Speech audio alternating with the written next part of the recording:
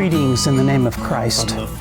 My name is Greg Garris. I'm one of the pastors here at St. Philip Presbyterian Church in Hurst, Texas. The passage that I'm wrestling with, the passage that I'm preaching on this Sunday, comes from the 10th chapter of Matthew's Gospel. Now, we find this passage at the end of Jesus teaching the disciples. Now, at the beginning of the teaching, Jesus plans to send his disciples out to minister to those in towns and surrounding areas.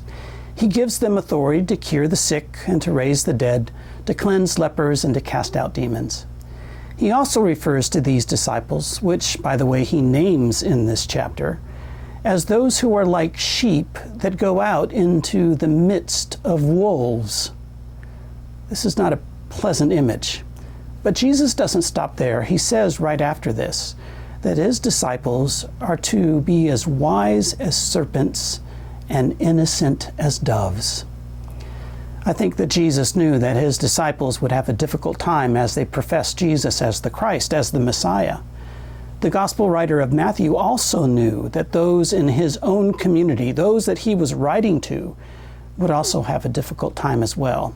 It's believed that Matthew's community were made up of former Jews who were converted to Christianity.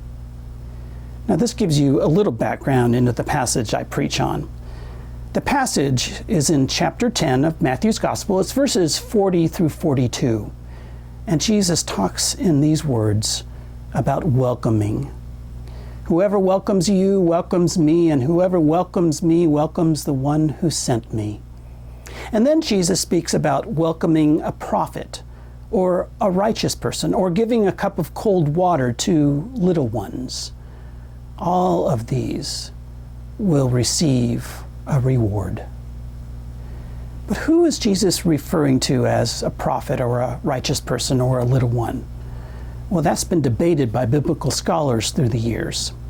Part of the struggle is the verb in the Greek language. You see, in the original Greek language, it's not clear whether the welcomed means the one who is the missionary, or whether it means the message the missionary brings. And then there is a question about just who is this prophet, or this righteous person, or the little one.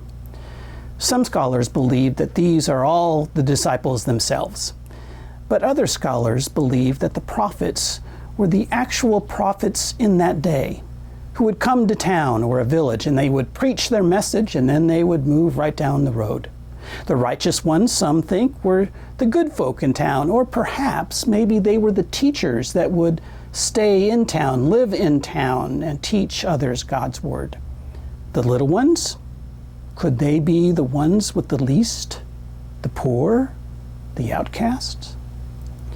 There's something extraordinary about all of these, and it gets back to welcoming. If you were to place yourself in this passage, are you the prophet, the righteous one, the little one? Or are you the one welcoming all of these? Come and hear more about how this message has pinned me down and how it can be meaningful for all of our lives. Remember, you can always listen to the sermons, which are posted on our website, www.stphil.org. Just click the Worship and Music tab and then the Sermons tab. I hope to see you on Sunday. Blessings and peace.